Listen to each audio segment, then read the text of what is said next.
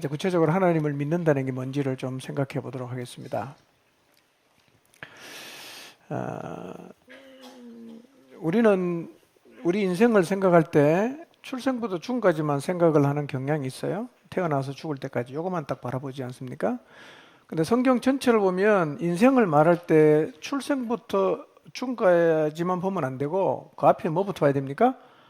창조부터 봐야 됩니다. 창조와 타락, 그 다음에 죽음 저편에 있는 심판과 영생 혹은 영벌까지를 봐야 된다는 거예요. 그러니까 출생과 죽음까지만 딱 생각하면 잘 먹고 잘 살다가 죽으면 끝이야. 뭐 세상에 뭐 또 바랄 게 없지 않습니까? 근데 이게 끝이 아니란 말이에요. 창조가 있단 말이에요. 타락이 있단 말이에요.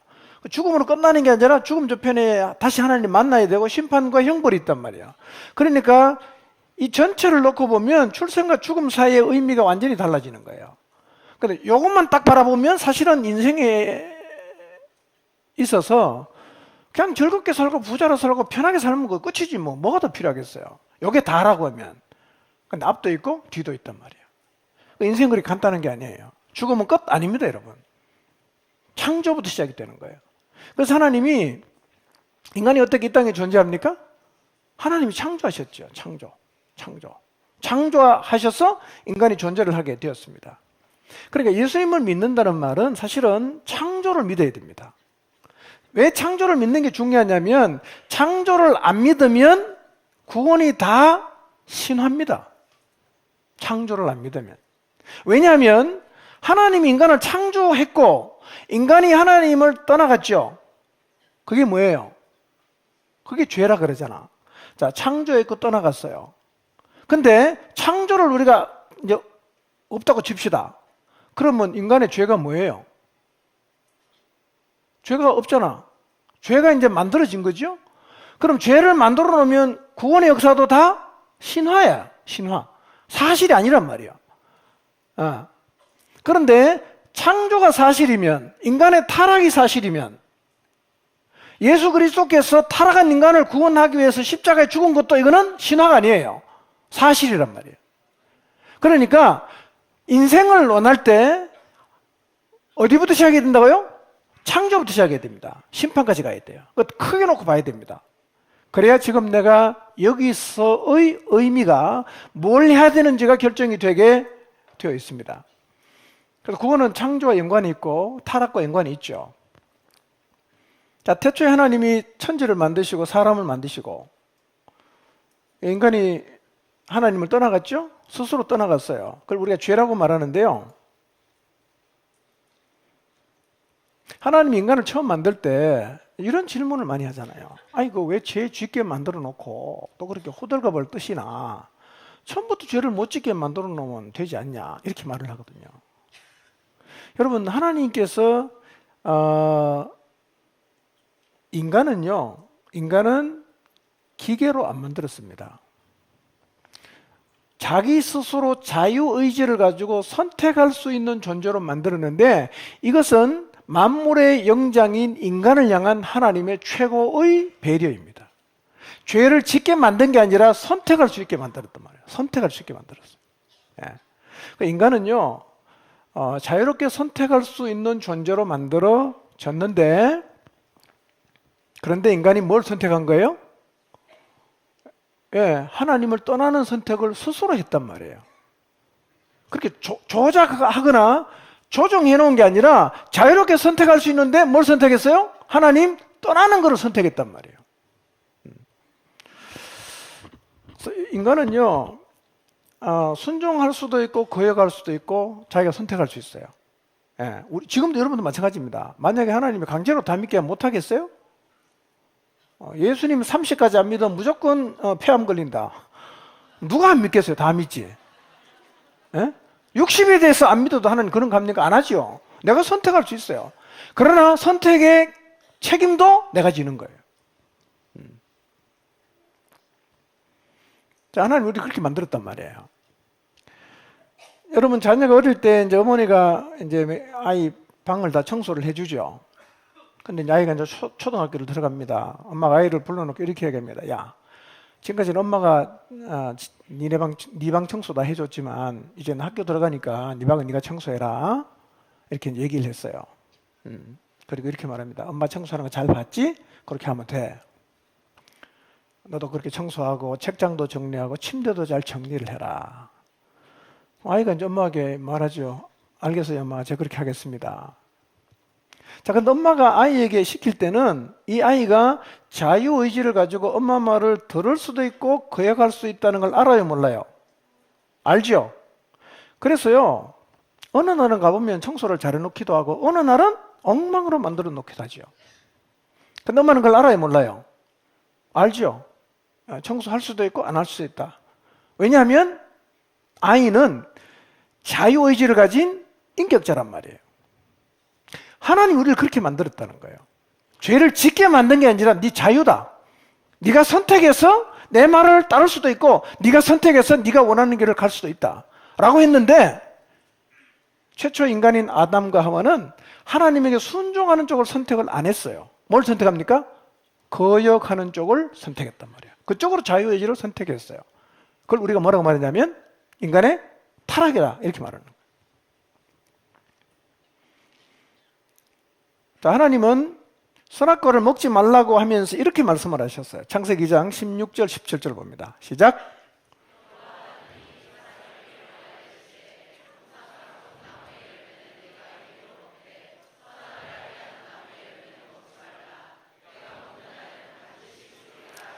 예, 뭐 선악과가 뭐 사과라는 사람도 있고 뭐 별의별 이야기 다 있는데 애플 보면 사과 그림이잖아요.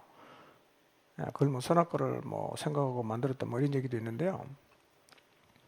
여러분 이 선악과라는 과실이 중요한 건 아니에요. 근데 여러분 에덴 동산에 하나님이 사람이 먹을 수 있는 실과가 선악과밖에 없습니까? 수도 없이 많습니다. 수도 없이 많아요. 그리고 이 나무가 특별한 나무도 아니야. 다만 이것은 너를 만든 내가 있다는 것을 기억하라. 대신 그거를 뭘로 네가 지켜내야 되냐면 저 동산 중앙에 있는 저 나무 실과는 먹지 마라. 그걸 안 먹음으로 네 위에 너를 창조하신 내가 있다는 걸 네가 기억하는 걸 하겠다. 이렇게 하나님 말씀을 하셨단 말이에요. 그 나무에 그 열매에 독이 있는 게 아니에요. 예, 그래서 뭐 어떤 데는 뭐 저 씨앗 한 개 있는 열매는 과일은 안 먹는다 그러대요. 뭐가 죄입니까? 과일에 독이 있는 게 아니고요. 거역한 거예요. 자유의지로 거역한 거. 이게 죄란 말이에요. 예. 근데 아담 얘기하면 이제 뭐 보편적으로 이런 질문을 다 하죠. 아담 얘기지 우리 얘기 아니지 않습니까? 아담이 죄 지었고 그건 나랑 상관없는 얘기입니다. 나는 하나님 반역한 적 없습니다. 이렇게 이제 다들 얘기하는데요. 그런 얘기를 하나님이 들으셨는지 성경에 이렇게 적어놨어요. 로마서 5장 12절을 보겠습니다. 시작.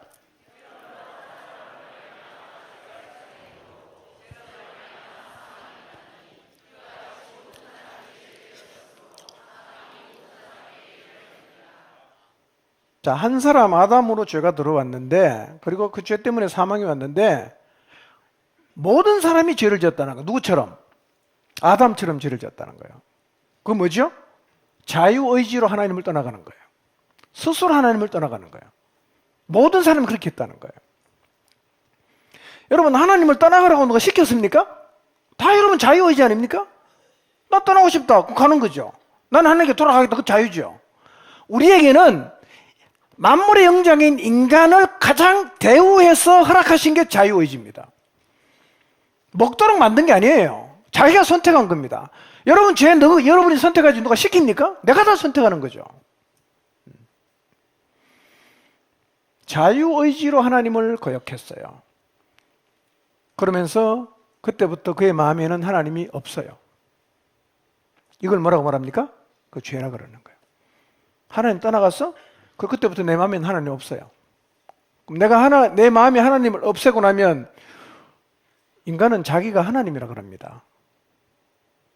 그런 그 욕구들이 다 있어요. 그래서 뭐 좀 잘생기면 여신이라 그러고 다 그러지 않습니까? 윤호님 그러고 다 인간은요 자기가 신이 되고 싶은 욕구가 다 있어요.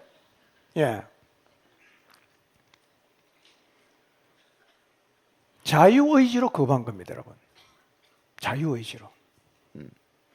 그러면 아까도 얘기했지만 죄 지으면 뭐가 있습니까? 형벌이 있죠. 세상에도 죄 지으면 잡히면 다 재판 받아갖고 뭐 징역 3년, 뭐 벌금 얼마, 아니면 뭐 무기징역 다 형을 받게 돼 있어요. 결국 하나님 진노를 받겠죠. 진노는 언제 한다고요? 심판 언제 받는다고요? 자, 히브리서 9장 27절 한번 볼까요? 9장 27절 시작.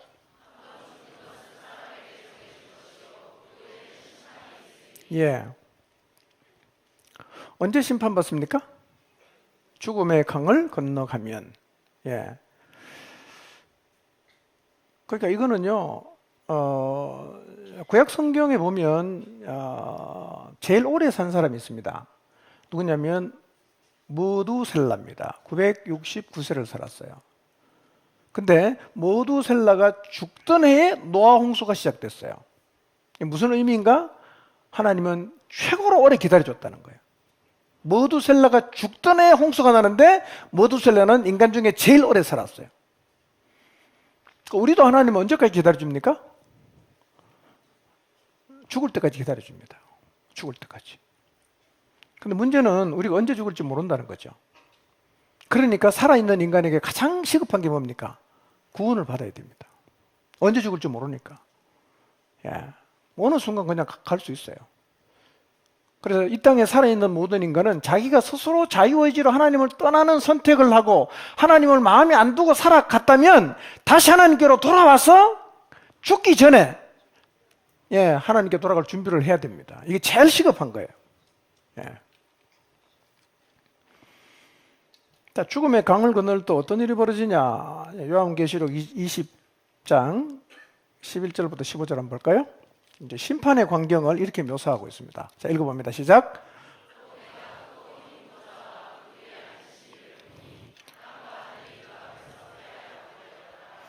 또 내가 보니 죽은 자들이 큰 자나 작은 자나 그 보좌 앞에 서 있는데 책들이 펴 있고 또 다른 책이 펴졌으니 곧 생명책이라.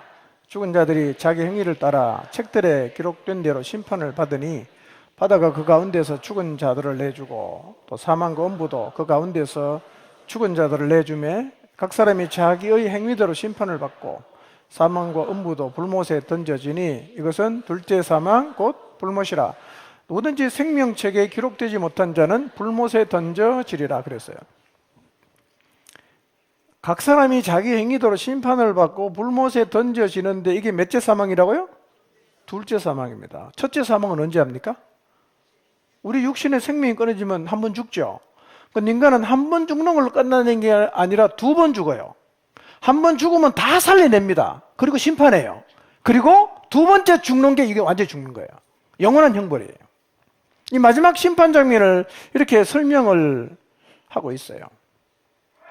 근데 잘 읽어보시면 심판에 가는 사람의 이름은 책들에 기록이 되어 있고요.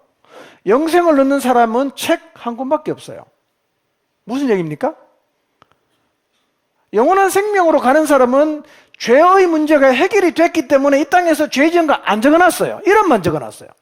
그런데 구원을 못 받은 사람, 심판받는 사람은 심판을 하면 다 적어놔야 되잖아. 책들에다가 여러분 인생을 살면서 지은 죄 다 적어놨습니다.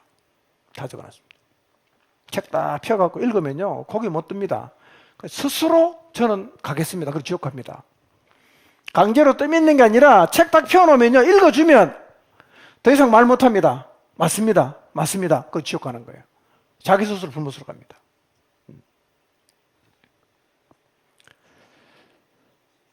그래 인간이 가장 시급한 게 뭡니까? 이 죄의 문제 해결해야 됩니다. 형벌의 문제를 해결해야 된다는 거예요. 자, 그래서 하나님께서 인간을 구원하기 위해서 무슨 일을 하셨는가? 저는 사실은 뭐 이 얘기를 여러 번 했는데요. 하나님이 처음에 인간 둘밖에 없었잖아. 아담, 하와. 그렇죠? 이 두 명이 죄를 지어서 스스로 하나님을 떠나갔잖아. 그럼 정령 죽으리라고 했으면 그냥 둘 다 죽여보고 새로 탁 만들어가고 새로 시작할 수 있지 않겠어요? 근데 하나님 죽입니까? 안 죽입니까? 안 죽이잖아. 그리고 뭐 합니까? 뭐 살려내겠다고 굉장히 복잡하게 뭐 이렇게 하신단 말이에요. 저 확 죽이고 새로 시작하면 되는데 그 창조주인데 왜 저러시나 뭐 이런 생각이 들었는데요. 부모 입장에서 생각해 보니까 하나님 이해가 되는 거예요. 여러분 자식 낳아서 마음에 안 들면 이렇게 부부가 일어납니까? 밤에 자면서 여보, 쟤는 아무래도 안 되겠다. 죽이자. 새로 낳자. 이럽니까? 안 그러죠? 부모는요, 세상이 다 포기해도 부모는 포기 안 합니다. 되겠지. 언젠가 돌아오겠지. 언젠가는 고쳐지겠지. 끝없는 희망을 안고 있는 게 부모라는 거예요. 그러니까 이 죄지은 인간, 형벌받을 인간을 살리려고 하시는 하나님의 심정은 죄 있는 인간인 우리가 봐도 이해가 되는 거죠. 안 죽이고 살려내겠다는 거죠. 그러니까 하나님의 사랑은 미스테리입니다. 우리가 이해할 수가 없는 거죠. 자, 그런데 여러분, 하나님이 갖고 있는 가장 중요한 성품이 두 가지가 있어요. 하나는 뭐냐면 공의예요. 그 다음에 하나는 사랑입니다. 이 두 개가 다 하나님은 포기를 안 하시는 거예요. 하나님은 절대로 사랑이라는 이름으로 마음대로 행하시는, 공의라는 이름으로 막 칼을 휘두르시는 그런 폭군이 절대로 아니거든요. 왜 인간들이 하나님에게 말을 못하느냐 하면 공의롭기 때문에 말을 못하는 거예요. 공의롭기 때문에. 말을 못해. 불의하면 말을 하지 않겠어요? 불의하지 않습니다. 공의로워요. 그러니까 심판받고 형벌 가도 할 말이 없는 거예요. 공의로우니까. 내가 봐도 말 못하겠어. 난 지옥 가는 게 맞아. 제 말로 가는 거예요. 자, 여러분, 첫사람 아담 하와에게 선악을 알게 하는 나무 열매 먹으면 죽는다고 그랬죠.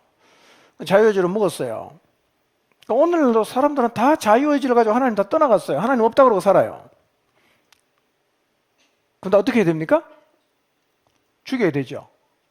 그렇죠? 죄인은 심판해서 형벌을 하는 게 뭐예요? 그게 공의잖아. 그 법이 서는 거 아니에요? 대통령이라고 봐주고, 누구라고 봐주고, 누구라고 봐주고. 그래서 돈 없고 힘 없는 사람만 감옥 가고 돈 있는 사람 다 빠지면 그 공의가 아니지 않습니까? 그 부패했다 그러지 않아요? 자, 그러면 인간이 죄를 지었으니까 인간은 어떻게 돼요? 공의대로 하면 죽여야 되잖아. 그럼 사랑이 뭐야? 그럼 사랑을 하겠다고 살렸다. 그럼 공의는 어떻게 돼? 이게 이제 딜레마인 거예요. 공의대로 하면 다 죽여야 되고, 그럼 사랑이 없는 거고, 사랑한다고 다 없는 걸로 쳐놓고 살리면 뭐가 없죠? 공의가 없어진단 말이에요. 이 두 개 어떻게 다 충족을 시킬 수 있냐 하는 거예요.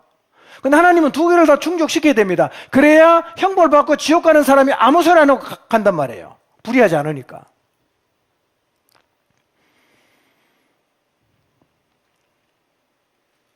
요한복음 3장 12절 15절 다시 한번 더 볼까요?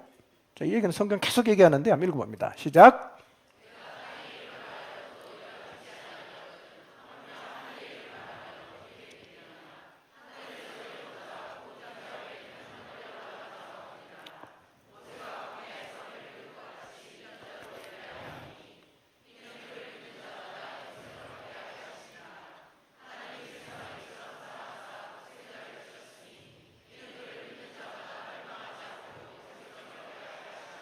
자, 요한복음 3장은 예수님이 니고데모라는 사람하고 나누는 대화의 내용인데요. 대화하시면서 예수님이 이런 말씀을 하셨어요. 야, 내가 땅의 일을 말해도 너희가 안 믿는데 내가 하늘의 일을 말하면 너희가 어떻게 믿겠냐, 이런 얘기를 하셨거든요. 예. 그 하늘의 일이 뭐죠? 하늘의 일이 14절부터예요. 다시 한번 보여주실래요? 14절. 하늘의 일이 뭐냐? 14절부터. 모세가 광야에서 뱀을 든 것 같이 인자도 들려야 되는 것. 이게 하늘의 일이에요. 모세가 광야에 뱀을 들어서 하나님을 원망해서 불뱀에 막 물려 죽는 사람이 쳐다보고 살았죠. 인자도 들린다는 거예요. 두 가지 의미가 있어요. 십자가에 달린다, 아니면 하늘로 올라간다. 두 가지 의미가 있는데, 인자가 십자가에 들려서 뭐 하죠? 그를 믿는 자가 죽음을 벗어나고 영원한 생명을 얻게 하는 거. 이게 뭐예요? 이게 하늘의 일이라는 거예요. 그러니까 이런 얘기입니다. 공의와 사랑을 충족시키고 인간을 구원해야 되는데 하늘에서 회의를 했겠죠. 어떻게 두 가지를 충족시키지? 어떤 방식으로 공의도 충족시키고 사랑도 실천하지? 그 결과가 뭐냐면 아들이 세상에 와서 모세가 광야에서 뱀을 들었던 것처럼 인자가 들려서 죽는다는 거예요. 죽음으로 뭘 얻게 하는 거예요? 영생을 얻게 하는 거예요. 여러분, 이 땅에는 다 죄인이기 때문에 죽어야 되면 자기 죄 때문에 죽어야지 다른 사람의 죄를 대신해 죽을 사람은 없어요. 죄 없는 사람이 하나도 없으니까. 그러니까 누가 오는 거예요? 죄 없는 분이 와야 돼요. 죄 없는 사람이 없으니까. 그래서 말씀이 뭐가 됐다? 육신이 된 거예요. 죄 없는 분, 그분이 오셨어요. 여러분, 그래서 사실은 예수님이 뭘로 잉태됐죠? 성령으로 잉태됐어요. 예, 인간의 씨를 안 받았다는 얘기입니다. 인간의 씨를 안 받았어요. 자, 그러면 하늘에서 일어난 이 인간의 구원 계획을 예수님은 어떻게 알았어요? 아니, 하늘에서 세워진 계획을 예수님이 어떻게 합니까? 그 13절 봅시다. 13절 시작.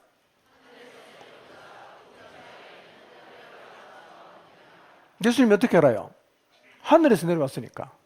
하늘에 계시다가 내려오신 분이기 때문에 하늘에서 회의한 얘기를 그분은 다 아신다는 거예요. 예. 그러니까 인자가 와서 십자가에 들려서 죽음으로, 그 죽음을 믿음으로 바라보는 사람이 다 영원한 생명을 얻는 것은 어디의 계획이다? 하늘의 계획이다. 이거는 뭐예요? 이 사실은 십자가라는 게 굉장히 하나님의 지혜라는 거예요. 공의와 사랑이 충족이 된 거란 말이에요. 예. 자, 로마서 8장 3절을 봅시다. 로마서 8장 3절 시작.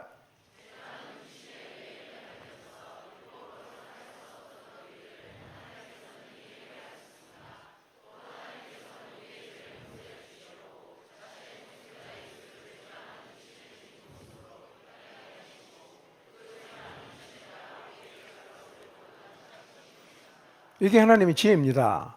하나님께서는 우리의 죄를 용서해 주시려고 자신의 독생자 예수를 죄 많은 육신을 지닌 모습으로 이 땅에 보내시고, 그 죄 많은 육신에다가 우리의 죄값을 다 담당을 시켰다는 거예요. 예. 자, 그러면 죄가 형벌을 받았어요, 안 받았어요? 받았잖아. 그럼 누가 죽어야 되죠? 우리가 죽어야 되잖아. 이분이 대신 죽어줬어요. 그러니까 공의도 실현되고 뭐도 실현됐죠? 우리를 향한 사랑도 실천이 됐단 말이에요. 공의와 사랑이 동시에 실천된 것이 바로 십자가라는 거예요. 자, 고린도 전서 1장 22절에서 24절 봅니다. 시작.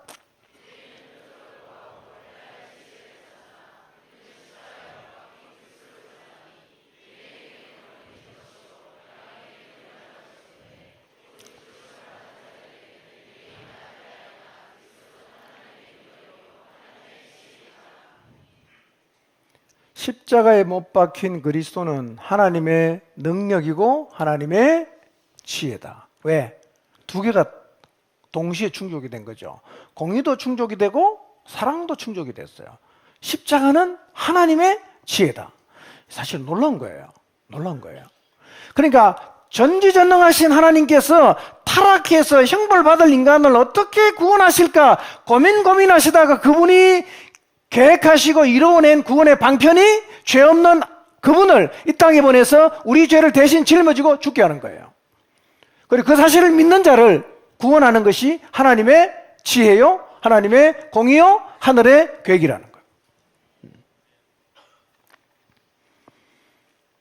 자, 그러면 십자가가 진짜 우리 죄를 해결하기 위한 하나님의 역사가 맞는가? 진짜 십자가가 우리의 죄를 해결하기 위한 하나님의 역사가 맞나? 한번 확인해 보겠습니다. 성경이 다른 성경을 한번 쭉 한번 볼 텐데요. 마태복음을 기록한 마태는 예수님이 십자가에서 운명할 당시에 일어났던 역사적 사실 몇 가지를 얘기해 주는데요.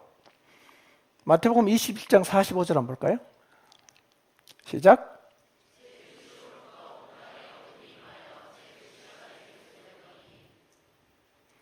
제6시로부터 온 땅에 어두움이 임하여 몇 시까지 됐죠? 9시까지 됐다. 이게 이제 우리나라 시간 말하면 12시부터 오후 3시까지 십자가에 달린 상태에서 갑자기 온 세상이 깜깜해졌어요. 이게 역사적으로 증명이 되는 거죠. 깜깜해졌다는 게 무슨 의미일까요? 깜깜해졌다는 게? 여러분, 출애굽할 때 10가지 재앙 중에 그 중에 하나가 뭐냐면 흑암이에요. 흑암. 이 심판을 상징하는 거예요. 하나님의 심판. 자, 그 다음에 예수님께서 십자가에서 운명하셨는데요. 50절부터 53절까지 한번 보겠습니다. 시작.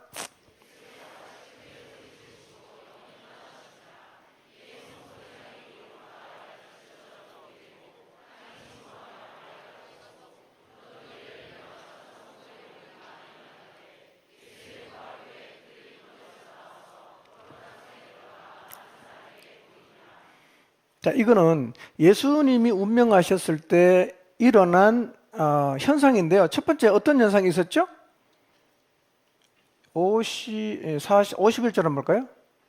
이에 성소 휘장이 위로부터 아래까지 찢어져서 둘이 됐다. 이게 첫 번째 일어난 거예요. 성소 휘장이 뭐냐면 지성소하고 성소가 있는데, 지성소에는 법궤가 있는데요, 여기는 하나님 임재하는 곳이기 때문에 여기는 못 들어가요. 대제사장이 1년에 한 번 들어가는데도 너무너무 겁납니다. 두려워합니다. 죄 있으면 바로 죽기 때문에. 그래서 여기 들어가는 제사장은 안에 들어갈 때 이 밧줄을 메고 들어갑니다. 그래서 옷에 방울을 달아놓고 딸랑딸랑 소리 안 나면 밧줄을 당겨내야 됩니다. 안에는 못 들어가니까. 그러니까 거기 들어가면 너무너무 무시무시한 거예요. 하나님의 존재에 들어간다. 그래서 히브리인들은 하나님 보면 죽는다고 생각했습니다. 못 들어가요. 그런데 이 지성소와 성소 사이로 가로막는 게 휘장이 있는데 이게 찢어졌다는 거예요. 어디서부터 어떻게 찢어졌어요? 밑에서 위로 찢어지면 우리가 찢었다고 할 수 있잖아. 근데 이거는 위에서부터 아래까지 그냥 찢어져서 지성소와 성소 사이에 구분이 없어져 버렸어요. 자, 이게 무슨 의미인가 뒤가 설명하죠. 그 다음에 하나는 어떤 일이 있었죠? 땅이 진동하고 바위가 터지고, 그 다음에 무덤이 열리고 자던 성도의 몸이 많이 일어났다. 이렇게 얘기를 하고 있는데요. 여기서 중요한 건 뭐냐면 성소의 휘장이 찢어졌다는 거예요. 그러면 성소의 휘장이 찢어졌다는 게 도대체 무슨 의미인가 이게 어떤 의미가 있는가? 구약 성경에 정통했던 이 히브리서 기자는요, 이 성소에서 주님이 십자가에서 달려 돌아가실 때 일어났던 성소의 휘장이 찢어지는 의미가 뭔가를 이렇게 쭉 설명하는 데 한번 보겠습니다. 히브리서 10장인데요. 자, 1절, 2절을 먼저 보겠습니다. 시작.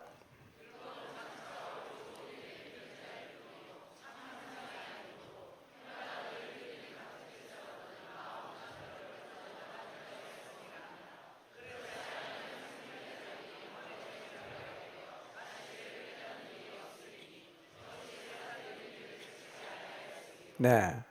자, 뭐가 장차 올 좋은 일의 그림자예요? 율법이죠. 그러면 성소는 어디에 의해서 만들어진 거죠? 율법에 의해서 만들어진 거예요. 율법은 뭐라고 얘기합니까? 그림자라는 거예요. 그러니까 구약시대 율법을 보면, 성소를 보면 구원의 역사가 어떤 식으로 일어날지를 이해할 수가 있어요. 그림자니까. 근데 이제 실체가 오긴 오겠죠? 자, 그러면 구약시대 사람은 어떻게 구원받습니까? 구약시대 사람은 양이나 소를 잡아서 하나님 앞에 제사를 드리면서 구원받습니까? 그렇게 생각하는 사람이 있는데 그렇지 않습니다. 모든 구원은 예수 그리스도를 통해 받는 거죠. 그럼 예수님 오기 전에 구약시대 사람 어떻게 구원받냐? 오실 메시아를 바라보고 믿는 것이고, 신약에 살건 우리는 오신 메시아를 믿음으로 구원을 받는 거예요. 근데 구약의 율법은 그리스도께서 오셔서 완성하실 구원의 그림자예요. 비슷하단 말이에요. 이 그림자이기 때문에 그림자를 통해서 우리가 뭐를 알 수 있죠? 실체가 뭔지 알 수 있어요. 자, 그러면 그림자가 무슨 얘기냐? 구약시대 사람은 죄를 지으면 어떻게 그 문제를 해결합니까? 제사를 지내는 거예요. 양 잡고 소 잡고 하여튼 형편에 따라서 이제 다 이렇게 짐승을 잡아서 하나님 앞에 희생 제사를 드림으로 죄의 문제를 해결했는데, 자, 3절 4절 봅시다. 3절 4절 시작.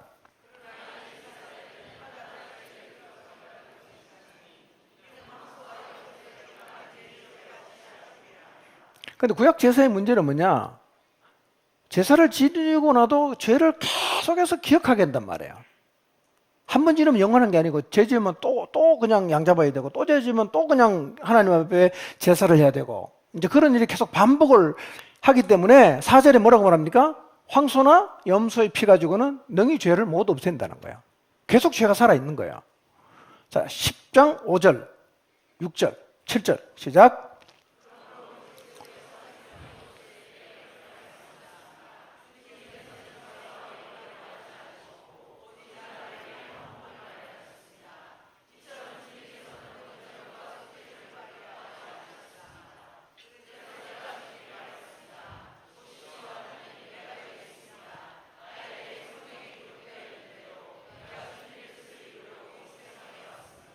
자, 무슨 말인지 읽으니까 이해가 됩니까? 자, 그리스도께서 이 세상에 오셨을 때 이렇게 말했다는 거예요. 하나님은 제사와 예물을 원하지 않고 나를 위해서 한 몸을 마련하셨다. 그러니까 번제물과 속죄제물을 기뻐하지 않았던 의미가 뭡니까? 그거는 죄의 문제를 영원히 해결을 못해요. 원래 하나님의 계획은 뭡니까? 한 몸이 와야 되는 거예요. 누굽니까? 예수 그리스도가 와야 된다는 거예요. 한 몸이 와서 그 죄의 문제를 영원히 해결하는 것이 그게 본체고, 그림자는 뭐예요? 죄의 문제를 해결하기 위해서 양 잡고 염소 잡고 황소 잡고 그걸 계속해서 죄의 문제를 해결하는 것은 그림자란 말이에요. 원래 하나님이 원하는 건 뭐예요? 제사가 아니라 뭐예요? 한 몸이에요. 누가 와야 돼.